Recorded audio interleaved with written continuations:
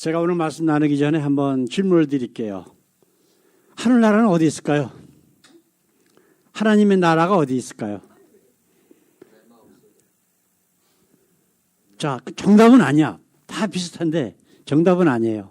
어디 있을까요? 지금 우리 부르는 찬양에 있거든. 하나님의 나라는 지금 여기가 하나님의 나라예요. 내가 하나님의 나라의 주인공은 누구죠? 하나님이에요. 그죠? 하나님이 다스리는 나라거든. 근데 내 속에 지금 하나님의 영이 계셔. 그 지금 여기 하나님이 계시다는 뜻이거든요. 그럼 내가 지금 어디 살고 있어요? 하나님의 나라에 살고 있는 거야. 그러니까 왜 제가 이런 말씀 드리냐면 오늘도 이제 그 기존 교회에서 잘못 가르치고 있는 내용을 이제 말씀을 나눌 건데 그 잘못 가르치고 있는 내용 중에 한 가지가 바로 뭐냐면 교회당 보고 성전이라고 하는 거예요. 이건 하나님 보시기 굉장히 큰 죄야. 왜냐하면 성경은 분명히 너희가 그렇죠. 너희가 하나님의 성전인 것을 알지 못하느냐 그러셨어요. 하나님은 예수님께서 그 십자가에 못 박혀 죽으신 첫 번째 이유가 뭐냐면은 교회당 그 예루살렘 성전이라고 하는 그것을 헐어버리라고 하셨기 때문에 제사장들이 모여서 예수를 어떻게 잡을까 의논하더라라고 성경에 되어 있어요. 그러면 첫 번째로 예수님이 죄목이 뭐냐면 하나님께 대한 불경죄인데 그게 정말로 하나님이 아니라 성전이라고 하는 교회당, 예루살렘 성전 이렇게 되어 있단 말이에요. 그러니까 지금도 교회당 보고 성전이라고 하는 사람은 예수님 말씀을 안 믿는 거야. 예수님은 분명히 하나님은 사람 손으로 지은 건물에 계시는 분이 아니다라고 얘기를 하셨거든. 그리고서 건물을 지어 헐어버리라고 얘기를 하셨단 말이에요.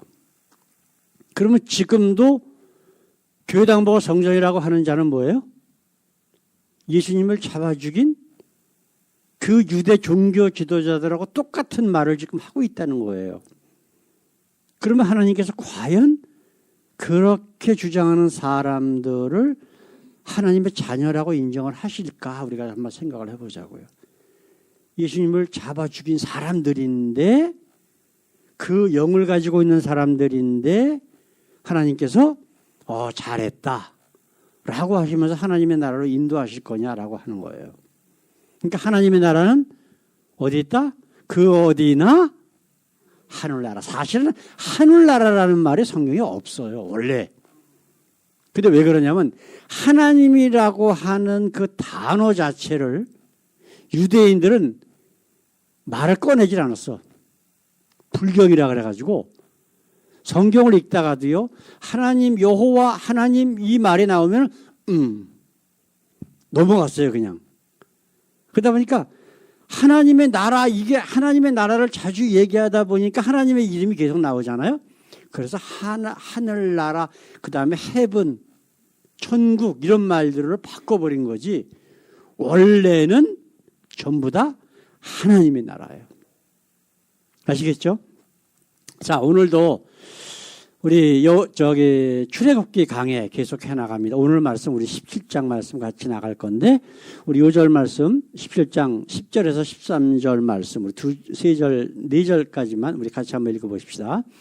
여호수아가 모세의 말대로 행하여 아말렉과 싸우고 모세와 아론과 훌은 산꼭대기에 올라가서 모세가 손을 들면 이스라엘이 이기고 손을 내리면 아말렉이 이기더니 모세의 팔이 피곤함에 그들이 돌을 가져다가 모세의 아래에 놓아 그로 그 위에 앉게 하고 아론과 훌이 하나는 이 편에서 하나는 저 편에서 모세의 손을 붙들어 올렸더니 그 손이 해가 지도록 내려오지 아니한지라 여호수아가 칼날로 아말렉과 그 백성을 쳐서 파하니라. 아멘. 오늘 말씀의 제목 같이 한번 읽어보십시다. 모든 성도는 왕이요 제사장입니다. 이제 17장 전체를 쭉 보다 보면은 이제 그 백성들이 다시 이제 쭉 계속해서 나갑니다. 나가는데 르비딤의 장막을 쳤는데 마실 물이 없어. 그러니까 또 다시 하나님과 모세를 원망해요. 그러니까 모세는 또 다시 하나님의 말씀대로 이제 산에 올라가 호렙산 위에 올라가 반석을 명하여 물이 나도록 해서 모든 백성들이 먹게 하신 거예요. 그래서 그곳 이름을 마사라, 무리바라 불렀는데 그 뜻은 뭐냐면은 다투었다는 뜻이에요. 백성들이 하나님과 모세와 다투었다. 그게 이제 원망한 거를 이제 그렇게 이름을 진 거죠. 그러고 나서 조금 있다가 아말렉이 이스라엘 백성들이 행군하는데 가로막으면서 전쟁이 벌어진 거예요. 그런데 지금 우리가 읽은 말씀 보게 되면은 이들을 다 파할 때까지 해가 내려오질 않았어. 또 이것이 한 23시간 얼마 정도 되고, 그 다음에 나중에 이제 히스기야가 병에 걸려서 죽게 되었을 때에 이제 하나님의 선지자가 네가 그 병에서 처음에는 너 그냥 죽을 거야. 그러셨거든. 근데 이제 그 히스기야가 막 하나님 앞에 눈물로 기도하는 거예요. 내가 지금까지 했던 이 모든 하나님을 위해서 했던 모든 일들을 기억하옵소서. 그러면서 막 하니까 하나님께서 다시 선지자를 통해서 그래 내가 너 살려줄게. 그러니까 내가 그걸 어떻게 믿겠습니까? 또 그러는 거예요. 그럼 그림자가 앞으로 더 가게 할까? 뒤로 더 가게 할까? 네가 원하는 대로 한번 해봐라. 그 그림자를 다시 뒤로 가게 해주세요. 근데 그게 이제 한 40 몇 분 정도 돼가지고 한 24시간 정도가 이 천체를 운영하는 모든 것에 빠져 있다. 근데 나중에 뭐 나사에서 어쩌고저쩌고. 근데 이게 사실인지 아닌지는 모르겠어요. 그래서 오늘은 그런 말씀은 그냥 그런 게 있었다라고 이야기한 것만 하고. 자, 하나님께서는 출애굽 8쪽에 요 위에 뭐가 있죠? 요 위에 지중해가 있어요. 지중해. 그죠? 이 위에 지중해가 있거든. 지중해로 바로 이렇게 가면 돼. 근데 왜 하나님께서 글로 안 보내고 이렇게 해서 가게 하셨다고 성경에 나와 있죠? 기억 하나도 안 나시지? 분명히 말씀드렸는데. 그죠? 여기에는 뭐가 있었냐면은 블레셋 민족이 여 위에 살고 있는 거예요. 블레셋 민족이. 근데 워낙 야만적이고 전쟁을 좋아하니까 이스라엘 백성들이 가다가 블레셋 사람들하고 계속 싸우다 보면은 다시 또 우리가 애굽으로 돌아갈게 그러면서 하나님을 배반할까 봐 일부러 일로 돌리셨다라고 성경은 기록하고 있어요. 그런데 그렇다고 이 이스라엘 백성들이 하나님을 원망하지 않고 있는 거예요, 지금. 우리가 지금 기억하는 하나님 원망한 거 벌써 몇 번 나왔잖아요. 그렇죠? 홍해를 건너고 나서 3일 만에 마라에서 또 하나님 원망했죠. 신광야에서 또 했죠. 지금도 우리가 이 마사라 또는 리비딤이라고 하는 곳에 또 하나님을 또 원망하는 거야. 그죠? 그냥 기회만 있으면 하나님 원망해. 그래서 하나님께서 만나를 내리시고 그 다음에 메추라기도 내리시고 지금 또 이제는 또 반석에서 또 물을 나게 해서 물까지 먹게 하시고 하여튼 끝까지 참으시는 그 하나님의 사랑, 그 은혜를 우리가 이 출애굽을 통해서 계속해서 기억할 수 있단 말이에요. 근데 이제 지금 우리가 이제 어디까지 왔냐면 여기서 바하히롯에서 이제 홍해를 건너서 수르 광야로 들어와서 엘림으로 해서 이 시내산으로 가는 과정에 있는데 이 지역을 이 아말렉이라고 하는 민족이 지배하고 있는 지역이에요. 아말렉이 누구냐면 바로 요 위에 있는 에돔. 여기 에돔 족속이 있거든요. 에돔이 누구죠? 에서. 누구의 쌍둥이죠? 그러니까 다 보면 아브라함의 후손들이야. 이 지역에 지금 사는 사람들이. 같은 아브라함의 후손들이기 때문에 다 형제들인데 서로 못 잡아먹고 으르렁대고 있는 거예요, 지금. 그래서 아말렉과 이제 전쟁이 벌어졌는데 하나님께서 그 아말렉 군사들을 이제 전쟁에서 전부 패배시키게 만드시는데 가만히 보니까 모세가 손들고 있으면 이제 여호수아는 이제 장군으로서 나가서 지금 싸우고 있는 거예요. 손 들고 있으면은 이스라엘이 이기고 팔이 아파서 손을 내리면 아말렉이 이기고 이게 지금 계속된단 말이에요. 그러니까 여기에 나오는 인물이 두 사람이 있는데 누구냐면 아론과 훌이라고 하는 사람이 있어요. 아마 교회 오래 다니신 분들은 그 이름은 다 들어서 아실 거야. 나중에 좀 이따 다시 한번 그 얘기에 대해서 말씀 나누고요. 근데 아론과 훌이 돌을 큰 걸 하나 갖다 놓고 모세를 거기에 앉히고 이제 둘이서 아론과 훌이 그 모세의 양쪽 손을 하나씩 붙들고 있는 거예요. 지금 못 내려오게. 그래서 아말렉을 다 쳐서 이길 때까지 그들이 손을 붙잡고 있었다. 그 내용이 여기 나와요. 그렇죠? 근데 이게 지금 단골 메뉴로 항상 아론과 훌이라고 하는 말이 교회에서 나올 때가 있어요. 설교할 때가. 그때가 언제일까요? 잘 모르셔요? 교회에서 장로나 권사나 안수집사들 그 임명할 때 꼭 이 얘기가 나와. 일반 교회에서. 그래서 바로 여러분들은 아론과 훌과 같은 사람이다라고 하는 내용이 꼭 나와요. 그렇다면 여기서 우리가 생각해야 될 것은 뭐냐면 그러면은 이 아론과 훌이 붙잡고 있던 모세가 바로 나다라고 하는 거예요. 목사가 하는 얘기가. 목사한테 까불지 마라. 목사는 특별한 사람이다. 절대로 비판하면 안 된다. 아무리 잘못해도. 이렇게 되는 거예요. 그러니까 한국 특별히 장로교나 감리교회 목사들이 뉴스에 나와서 무슨 뭐 어린 여자애들을 뭐 오랫동안 성폭행하고 뭐하고 나왔다 그러면 거기는요 그것이 훨씬 강해요. 그래서 목사니까 꼼짝을 못하는 거야 애들이. 그렇게 세인애가 됐기 때문에 애고 어른이고 가서 지 엄마 아빠한테 그런 얘기를 하면은 아 목사님이니까 괜찮어. 이런 식으로 아이들을 오히려 다른 사람들에게 그 얘기를 하지 못하게 만들었던 내용들이 뉴스에 자주 나온단 말이에요. 그래서 이런 것들이 오늘 왜 잘못됐나 말씀을 우리가 같이 나누기를 원합니다. 같이 한번 읽습니다. 모세 시대는 이미 오래전에 끝났습니다. 우리가 알다시피 모세는 어떤 사람이에요? 하나님이 직접 부르신 거예요. 그렇죠?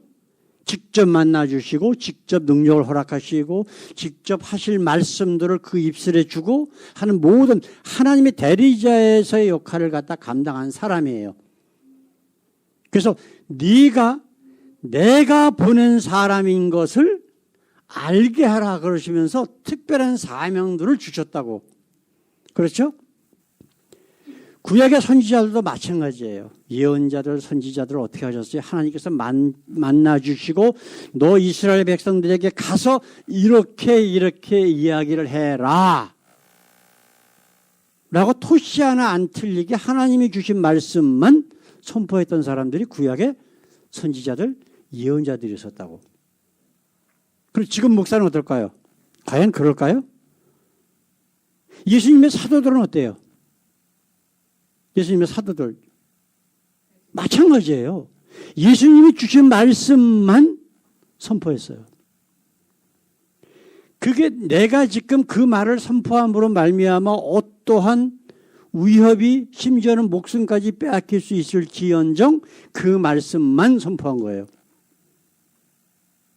그래서 우리가 생각해야 될 것은 뭐냐면요. 참 선지자, 하나님의 참 종과 아닌 사람, 거짓 선지자의 차이점은 단 하나예요.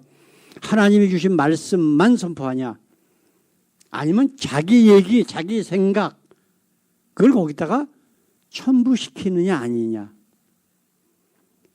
요거 하나예요. 다른 것 차이가 없어요. 그래서 저나 여러분들이 만약에 우리 교회가 아닌 다른 교회에 가서 말씀을 듣는다고 했을 적에 첫 번째로 생각해야 될 것은 뭐냐면 이 말씀이 과연 하나님 말씀인가를 분간할 줄 알아야 돼요, 우리가. 그래서 사도 바울은 마지막 때에 가장 중요한 것은 뭐냐면 말씀 분별할 수 있는 능력이라고 얘기를 해요. 하나님께서 세우신 사도 바울이 전도 여행을 다니는데 아주 놀라운 사람들이 거기 하나 나와요. 그게 누구냐면 베레아 사람들이라는 거예요. 사도 바울이 예수님이 주신 그 능력으로 이적을 베풀면서 하나님의 말씀을 증거하는데 그리스 지역 갔을 때에 베레아 사람들은 고상한 사람들이라. 저 말씀이 하나님의 말씀인가 하여 상고하더라. 이렇게 돼 있어요, 성경에. 비록 예수님이 보내신 이방인의 사도로 보내신 바울이 와서 말씀을 증거했어도 그 말씀이 정말 하나님의 말씀인가 성경을 보면서 그 말씀인가 아닌가를 분간했다는 거예요. 지금 세상에 예수 믿는다, 하나님 믿는다라고 하는 사람들이 전 세계에 얼마나 많아요? 이슬람까지 아마 하지만 한 45% 이상이 될걸? 근데 왜 세상은 이렇게 악할까요? 가짜 하나님 믿기 때문에 그래요. 거짓 하나님. 참 하나님의 말씀이 아닌 인간의 말이 포함되어 있는 것들을 하나님 말씀처럼 믿다 보니까 거짓 영을 믿는 거예요. 거짓 하나님을 믿는 거예요. 그 이유 외에 다른 거로는 도저히 설명할 수가 없어요. 지금 이렇게 주장하는 자기가 모세라고 하는 주장하는 사람들의 한번 특징을 생각해 보십시다. 첫 번째로 카톨릭, 천주교. 교황이 베드로의 후손이래요. 초대 교황이 베드로였고 베드로에게 예수님께서 죄를 사는 권세가 있고 그렇기 때문에 하나님과 동등이다라고 주장하는 것이 교황청에서 나온 교시예요. 그런데 지금 베드로는 과연 뭐라고 이야기를 하는가? 우리 조금 이따 한번 말씀을 같이 나누기를 원하고요. 지금 일반 목사는 어때요? 근데 이 만인 대제사장설 이 주장은요. 누가 얘기했냐면은 바로 종교개혁을 일으킨 루터가 얘기를 했어요. 처음에. 물론 성경적으로 초대교회 교인들로부터 나온 경건신앙을 가지고 있었던 사람들, 천주교나 장로교의 그 모진 박해를 견디고 목숨까지 잃고 했던 사람들은 다 알고 있었지만 그거를 대놓고 이야기한 사람은 바로 루터야. 루터가 누구냐 하면은 천주교 신부였었잖아요. 천주교 신부인데 성경을 아무리 보고 보아도 천주교에서 주장하는 내용들이 전부 허구야. 비성경적이야. 그래서 종교개혁을 시작한 거잖아요. 그 사람이 이야기를 하기 시작을 한 거예요. 그렇죠? 분명히 성경은 아닌데 천주교는 교황이 하나님과 동등이래. 죄를 사는 권세가 있대. 예? 그러면서 교황과 교황이 그 권세를 나눠준 그 신부라고 하는, 저 신부라는 말이 그게 굉장히 큰 죄악입니다. 신부라고 부르는 것 자체가. 왜 그럴까요? 왜 그럴까요? 모르시죠? 제가 가르쳐 드릴게요. 성경은요, 우리 예수님이 말씀하셨어요. 하늘에 있는, 땅에 있는 자를 아버지나 어머니라고 하지 말라라고 그랬어요. 우리의 혈육의 친어머니나 친아버지 외에 영적으로 너희에게 뭐라고 하든 간에 그를 아버지나 어머니라고 부르지 말라라고 그러셨어. 그런데 신부라고 하는 게 뭐예요? 영어로 뭐라고 부르죠? Father이라 그래요. 예수님이 하지 말라고 하는데 열심히 해. 그리고 수녀를 보고 뭐라 그래요? 마더리라 그래요. 그래서 마더 테레사라고 그러잖아요. 근데 그것 자체가 하나님 말씀을 무시하는 거예요, 지금. 하지 말라는데 해. 그러면 어떻게 될까? 우리가 예수님 앞에 섰을 때 마태복음 7장이나 누가복음 13장에 있는 말씀처럼 내가 예수 이름으로 모두 했습니다. 막 떠들어대. 테레사 같은 사람은 내가 평생을 인도 빈민굴에 가가지고 뭐 저들을 위해서 희생하다가 죽었습니다. 이제 하나님의 나라에 가기만 하면 됩니다. 라고 왔어. 예수님 뭐라 그러세요? 나는 너를 도무지 모른다. 네가 지금 하나님이라고 믿었던 건 내가 아니야. 너희가 내 말을 대놓고 어기고 그렇게 살아온 자들인데 어떻게 내가 너를 하나님의 나라로 들어가 보내겠느냐. 그 생각해 보세요. 그 외에 정말 하나님의 말씀 붙잡고 순교한 사람들이 수두룩한데 그 말씀 다 무시하고 그렇게 세상에서 존경받고 떵떵거리고 살다가 딱 왔는데 그런 사람들을 하나님 나라에 들어가게 하면은 우리 하나님은 공평하신 하나님이라고 성경적으로 말씀하고 계시는데 과연 그 불의한 자를 하나님의 나라로 들이시는 하나님이 공평한 하나님이 될 수 있을까요? 아니에요. 우리 하나님은 공의의 하나님, 공평한 하나님이라고 성경은 분명히 이야기를 하신다고. 근데 그 기준은 뭐예요? 세상적으로 좋은 일 많이 했냐, 무슨 뭐 이게 아니라고. 그 하나님을 믿느냐, 안 믿느냐라고 하는 거예요. 참 하나님을 믿느냐, 안 믿느냐. 그 예수님은 뭐라고 그러셨어요? 영생의 기준은 단 하나다. 뭐라고요? 유일하신 참 하나님과 그가 보내신 아들 예수 그리스도를 알고 믿는 것 그거 하나밖에 없다고 성경은 분명히 이야기하고 계신단 말이에요. 이런 것들이 지금 문제라고. 지금 여기 달라스에도 신사도 운동 그 어떤 장로교회 목사가 크게 도단했어요. 그리고 교회가 좀 어느 정도 커졌지. 지금 뭐 어떻게 됐는지 모르겠어요. 몇 년 전에는 있었거든요. 그런데 신사도 운동 예수님께서 직접 세워서 사도로 세우시고 순교하도록 그렇게 해서 그 복음이 전 세계에 퍼지도록 사역을 주신 사람들은 이미 사도 시대로 끝난 거예요. 그렇죠? 그 이후에는 어떤 사람들이에요? 하나님께서 예수 그리스도 이름으로 보내신 성령이 있는 모든 사람들이 바로 사도의 역할을 감당하는 거예요.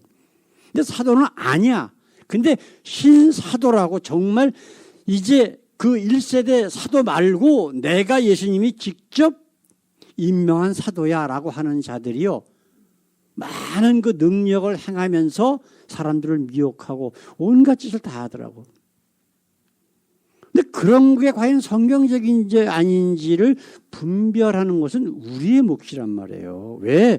성경과 비교를 해보는 거야. 이게 과연 정말 성경적이냐 아니냐는. 자, 그렇다면 성경은 뭐라고 말씀하고 있나? 이거 지우지 못했네요. 두 번째로 만인 제사장이 성경적인 이유. 지금 여기 있는 거하고 틀린 겁니다. 주보에 있는 대로. 만인 제사장이 성경적인 이유. 초대교회에서 교황이라고 우기는 베드로는 그러면 성경에 뭐라고 이야기를 하고 있을까요?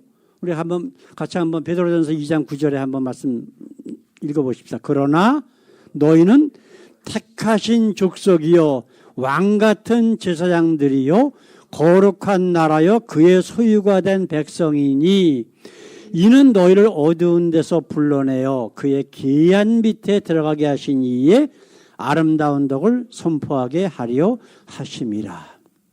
너희가 누구예요? 예수 믿는 모든 사람들이에요. 예수님께서 승천하시면서 마지막 우리에게 그 사역을 주신 게 있어요. 그게 뭐예요? 대사명이라고 하는 거 사도행전에 나오는 사도행전 1장 8절에 있는 말씀 똑같은 얘기거든요. 우리 같이 한번 읽어봅시다. 오직 성령이 너희에게 임하시면 너희가 권능을 받고 예루살렘과 온 유대와 사마리아와 땅끝까지 이르러 내 증인이 되리라 하시니라. 이거는 그 사도들에게만 주신 말씀이 아니라 예수 믿는 모든 사람들에게 하나님께서 회개하고, 베드로가 뭐라고 얘기하고 있어요? 예수님 뭐라고 말씀하셔요? 회개하라. 회개하고 침례를 받으면 하나님께서 너에게 성령을 선물로 주시니 그리하면 너희가 구원을 얻으리라. 분명히 성경은 여러 군데서 말씀하고 있단 말이에요. 그렇죠? 그러면 성령을 받은 모든 사람은 사역을 주셨는데 그게 뭐라고요? 예루살렘과 온 유대와 사마리아 땅까지는 내 증인이 되라. 내 증인이 되라. 그렇죠? 조금 아까 베드로가 말씀했던 그 내용, 증인이 되는 게 뭐라고 얘기하고 있어요? 너희를 어두운 데서 불러내어 그의 기이한 빛에 들어가게 하신 이게 누구예요? 예수님이란 말이에요. 우리가 어둠에 살던 죄인이었지만 우리 지금 출애굽하고 있잖아요. 죄된 세상에 살고 있었던 이스라엘 백성들이지만 하나님께서 모세를 통해서 하나님의 나라로 이끄시는 것 과정이 지금 출애굽이란 말이에요.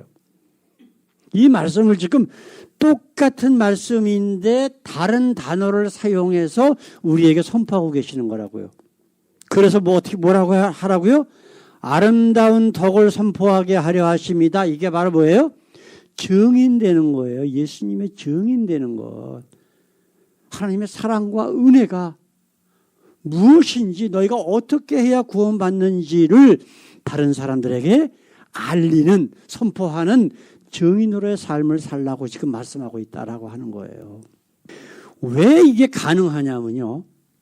우리가 지금 예수님께서 아직 그 성막에 대해서 아직 얘기를 안 하고 계셔요. 그죠? 이제 광야로 완전히 들어가면 이제 민수기에 쭉 나오는 말씀처럼 성막을 어떻게 하고 이제 그런 내용이 쭉 나와요. 조금 있으면.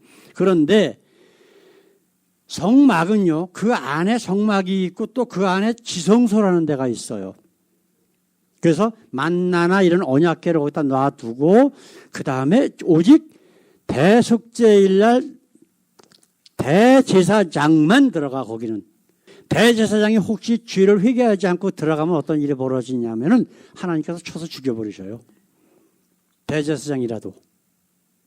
왜냐하면 죄가 있는 모습으로는 하나님 앞에 못 나가니까. 그래서 어떻게 하셨냐면은 이 몸에다가 이 방울을 매달고요. 그리고 허리띠를 끈으로 해가지고 바깥에까지 쭉 해갖고서 끈을 매달고 들어가는 거예요. 그 다른 사람은 못 들어가잖아요. 근데 하나님이 저 사람이 죄가 있어서 대사장이지만은 그 지성소 앞에 나갔을 때 하나님이 쳐서 죽이시면은 방울 소리가 안 들릴 거란 말이에요. 그죠? 안 움직이니까. 그러면 바깥에서 그 줄로 끌어내서 그 대제사장의 시체를 끌어냈다. 그렇게 하도록 지금 하나님께서 만드시는 거예요. 조금 있으면 그 자세한 내용이 나오거든요. 그런데 그 일반 성소와 지성소의 그 중간에 가로막고 있는 큰 휘장이 있어요. 그 휘장이요. 4가지 색상까지로 해가지고 털로 짰는데 성경에 지금 나오는 그대로 얘기를 하면요. 이 두께가 한 15cm 정도 되는 두께예요. 그리고 결이 없어서 이거는 안 찢어져. 그래서 이걸 실험을 해봤는데 양쪽을 묶어갖고 말 2마리가 잡아당겨도 찢어지지 않는데요. 예, 절대로 사람의 힘으로 찢을 수 없는 그러한 천막이에요. 이만큼 두꺼운. 그런데 어떻게 됐어요? 예수님 돌아가실 때에 우리 한번 마태복음 27장 50절 51절 말씀 한번 보십시다. 예수께서 다시 크게 소리 지르시고 영원히 떠나시다. 예수님 돌아가셨다는 얘기에 십자가에서. 이에 성소 휘장이 위로부터 아래까지 찢어져 둘이 되고 땅이 진동하며 바위가 터지고 죽은 자들이 무덤에서 다시 살아나고 하는 역사들이 있었더라고 성경은 기록하고 있어요. 이 성소는 누가 들어간다고요? 누구만 들어간다고? 대제사장만 들어가는 거예요. 지성소 안에 들어갈 수 있는 것. 성소의 일반 성소와 지성소를 가로막고 있었던 그 휘장을 예수님이 돌아가시면서 찢어버리셨다는 거예요, 지금. 그래서 성령이 있는 모든 사람은 다 하나님 앞에 갈 수 있는 거예요. 그래서 우리가 가장 첫 번째로 받은 특권이 뭐예요? 하나님 앞에 직접 기도할 수 있는 거예요. 근데 그전에는요, 직접 기도 못했어요. 아시겠어요? 대제사장만 기도할 수 있는 거예요, 하나님 앞에. 하나님께서 만드신 규례를 보면 어떻게 돼 있어요? 대제사장에게 사람들이 그 짐승을 가지고 와. 내 죄를 사해달라고. 예? 지금까지 지나온 모든 죄, 지난 1년 동안 지은 죄, 하나님 앞에 기도해달라고. 그럼 어떻게 했어요? 그 짐승을 죽여서 피를 단 사면에 바르고 뿌리고 그리고 그 짐승의 시체는 불에 태워서 번제로 하나님 앞에 드리고 이걸 누가 했어요? 대제사장만 한 거예요. 그게 성경적이라고. 그런데 예수님이 돌아가시면서 그 지성소와 성소를 가로막고 있었던 그 두껍고 질긴 그 휘장을 하나님께서 찢어버리심으로 말미암아 누구나 하나님 앞에 들어갈 수 있도록 대제사장의 역할을 감당하도록 하신 거란 말이에요. 그러면 대제사장의 역할이 뭐예요? 제일 먼저 기도하는 거야. 기도. 하나님 앞에 나아갈 수 있는 특권을 얻었다는 거예요. 사랑하는 성도 여러분, 한번 생각해 봅시다. 자, 욥기를 보게 되면은 욥의 세 친구들이 자기네가 믿는 하나님 믿으라고 욥을 계속 유혹을 해요. 그죠? 그래갖고 한다는 소리가 뭐예요? 내 처음은 미약하시라 나중에 심히 창대하리라 그러면서 막 사기치고, 네? 사단이 그 욥의 세 친구를 보내갖고서 욥을 참 하나님이 아니라 가짜 하나님을 믿도록 자꾸 만드는 거예요. 욥의 세 친구들 사단이 보냈다는 얘기를 안 해요. 사단 믿는다는 얘기 절대 없어요. 내가 믿는 하나님이 그랬다고. 그들도 하나님 믿는데, 근데 하나님께서 마지막 장 43절에 나오셔서 뭐라고 말씀하세요? 7절 8절에 네가 나라고 한 건 내가 아니야. 정당하지 못합니다 라고 얘기하시는데, 그건 번역을 좀 이상하게 좀 해놔서 그렇지, 그것은 아니라는 얘기가, 너희가 나라고 한 것은 내가 아니야, 그 얘기예요. 그러면서 하는 얘기가 뭐예요? 욥에게 부탁해서 번제를 드려달라고 해라. 무슨 얘기인지 아세요? 욥의 세 친구들은 하나님을 믿는다라고 지들 입으로는 떠들어대면서 지금까지 살아왔는데, 욥의 세 친구들은 정말 하나님 믿는 자들이 아니기 때문에 제사도 못 드린다는 거예요. 드려봐야 소용없다고 성경은 말씀하고 있는 거예요. 그러니까 하나님 앞에 기도한다라고 하는 특권은 하나님이 영이 있음으로 말미암아 하나님의 자녀가 된 사람들에게만 허락하신 거예요. 그 하나님 앞에 제사 드린다는 것은 하나님 앞에 엎드려 예배 드리고 기도한다는 뜻이거든. 똑같은 내용이에요. 구약적인 의미와 신약적인 의미가. 왜냐하면 예수님께서 이미 우리의 모든 죄를 짊어지셨기 때문에, 그리고 그 구약의 짐승의 피 대신에 하나님의 아들이 육신이 돼서 이 땅에 오신 분이 피를 흘려주셨다고, 이미 우리 때문에. 그러니까 우리는 그런 제물이 필요가 없어. 다만 우리의 상한 심령이 필요한 거야, 하나님 앞에는. 우리의 죄라고 하는 것을, 그것을 깨닫고 통곡하는 상한 심령이 하나님 앞에는 필요한 거란 말이에요. 그러니까 우리는 하는 것이 뭐예요? 그 상한 심령을 가지고 하나님 앞에 나가는 거예요, 그냥. 이게 구약에서의 제사와 똑같은 거란 말이에요. 그게 지금 하나님께서 우리에게 이 구약에 있는 일들을 통해서 바로 예수님에 관한, 그리고 우리의 구원과 회개와 그리고 하나님의 자녀에 대한 특권, 이것이 바로 왕 같은 제사장으로서 우리에게 나타나야 된다라고 하는 거예요. 그 두 번째로 우리에게 특권을 주셨지만 두 번째로 우리에게 또 사명을 주신 게 있어요. 그게 뭐예요? 좀 아까 뭐라 그러셨어요? 베드로가 기이한 빛에 들어가게 하시니 하나님과 예수 그리스도의 아름다운 덕을 선포하게 하십니다. 아름다운 덕 뭐예요? 나를 위해서 물과 피를 다 흘리시고 내가 다 이루었다 하신 바로 그 주님의 이름을 선포하는 증인의 삶을 감당하라 라고 우리에게 사역을 주신 거예요. 이게 바로 사도행전 1장 8절에 있는 말씀, 땅끝까지 이르러 내 증인이 되라 하신 말씀하고 똑같은 말씀이거든. 사랑하는 성도 여러분, 정말 하나님의 자녀가 되었습니까? 그래요, 안 그래요? 하나님의 자녀가 되었어요, 우리가? 예수님의 은혜로, 사랑으로 하나님의 자녀가 되었다면 우리에게는 하나님이 주신 특권과 의무를 감당을 해야 돼. 그렇죠? 회사에서도 일 맡겼어요. 책임과 권한을 맡겼어. 근데 안 해. 그럼 어떻게 될까? 가만 놔두고 있는 사장이 있을까요? 그냥 잘라버리지. 뭘 필요해. 그렇죠? 만약에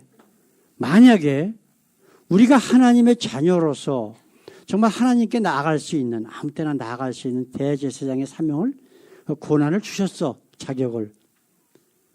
그런데 그거에 더불어 또 뭐가 있었어요? 책임이 있다고. 그 책임은 뭐예요? 바로 나를 하나님의 자녀 삼으신 그 예수 그리스도의 그 귀한 은혜를 증거해야만 할 사명이 있는 거야. 물론 이 사명을 감당 안 해도 하나님의 나라 가는 데는 지장 없어요. 아시겠어요? 내가 그분을 믿는다면. 그러나 그거는 부끄러운 구원이 될 수가 있겠지. 그렇죠? 그러나 이제는 하나님과 나와의 관계는 일단 내가 구원받은 걸로서 이미 그걸로 일단 나간 된 거예요. 근데 내 편에 있어서 내가 이 받은 그 은혜와 사랑을 어떻게 보답할까라고 최선을 다하는 모습이 바로 여기 나온 것처럼 예수님의 증인되는 삶이란 말이에요. 이거는 우리 몫이야. 그래서 내가 최선을 다할 때에 하나님께서 그 필요한 힘과 능력과 지혜와 모든 것들을 해 주신다고 그랬어요. 왜? 주님이 나와 함께 계시니까. 내가 세상 끝날까지 너희와 항상 함께 하리라라고 하신 그 약속에, 그 주님의 약속이 있잖아요. 그러니까 우리는 그냥 최선을 다하면서 예수님께서 나를 얼마나 사랑하시고 당신을 얼마나 사랑하시고 그래서 하나님의 나라를 어떻게 인도하시는가라고 하는 것을 내가 경험한 그대로 그냥 다른 사람에게 증거하면 그걸로 끝나는 거예요. 그 사람이 정말 회개하고 정말 하나님 좋지. 그러면 좋지. 근데 그거는 내가 책임질 문제가 아니에요.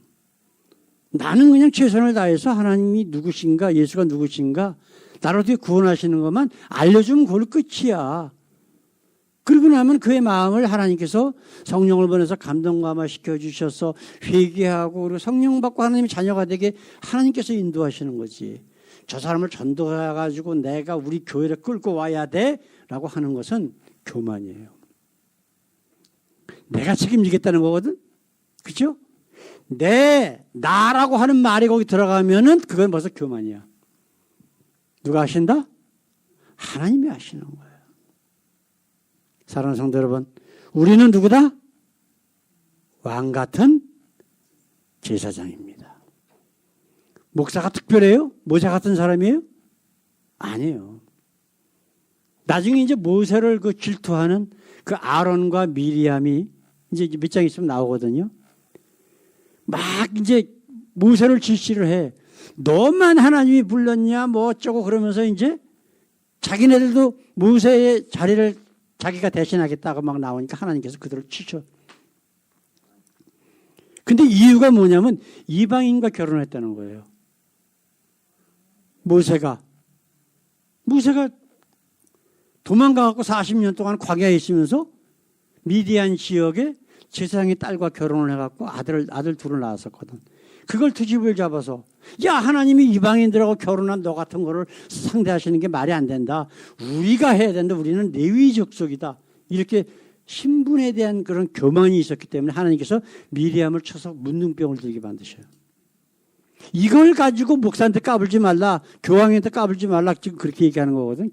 교회에서. 그건 사기예요, 사기. 하나님의 말씀을 자기 필요한 대로 이용해 먹는 거예요, 그냥. 목사는 뭐예요? 하나님이 주신 말씀을 하나님의 뜻대로 풀이해서 여러분들과 함께 같이 은혜를 나누는 거예요. 그거밖에 없어. 내가 모세? 아니에요, 여러분. 그건 아니야. 그러니까 하여튼 우리 모두는 저나 여러분들이나 누구다 다 뭐라고요? 왕 같은 제사장이에요. 저도 하나님 앞에 언제든지 기도로서 회개로서 나아갈 수 있고 여러분들도 마찬가지란 말이에요. 다만 주신 사역들이 조금씩 틀리다 뿐이지. 우리가 오늘부터 혹시라도 지금까지 왕 같은 제사장의 사역을 감당하지 못했다? 그럼 하나님 앞에 부끄럽잖아. 우리가 주님 뵐 적에. 그죠? 우리 이 땅에 사는 동안 최선을 다해서 정말 왕 같은 제사장으로서 하나님이 주신 특권도 누리고 하나님이 주신 의무도 잘 감당하는, 그래서 하나님, 우리가 주님 앞에 섰을 때 사랑하는 내 딸아, 내 아들아, 그러면서 우리를 딱 품어 안아주시는 바로 그 날을 바라보면서 오늘도 열심히 화이팅 합시다. 아멘. 기도합시다. 우리 하나님, 우리에게 바로 왕 같은 제사장의 그 귀한, 세상 사람들이 갖지 못하는 귀한 특권과 또한 사명을 주셨는데, 아버지, 우리가 혹시라도 잊어버리고 소홀히 하고 교만하게 살았던 지나온 삶들이 많이 있는 줄 압니다. 하나님, 이제 시간 우리 자신을 돌아보고 과연 내가 정말 하나님이 주신 이 귀한 자녀의 특권, 왕 같은 지성의 특권을, 그리고 의무를 잘 감당하고 있는지 날마다 우리 자신을 돌아보게 하시고, 그래서 베드로가 우리에게 선포한 그 말씀처럼 이제 우리를 죄인이었음에도 불구하고 우리를 자녀 삼으신 우리 주님의 그 놀라우신 사랑과 은혜를 날마다 증거하는 주님의 사랑하는 자녀들, 왕 같은 제사장 다 되게 하옵소서. 감사하며 예수님의 이름으로 기도드렸습니다. 아멘.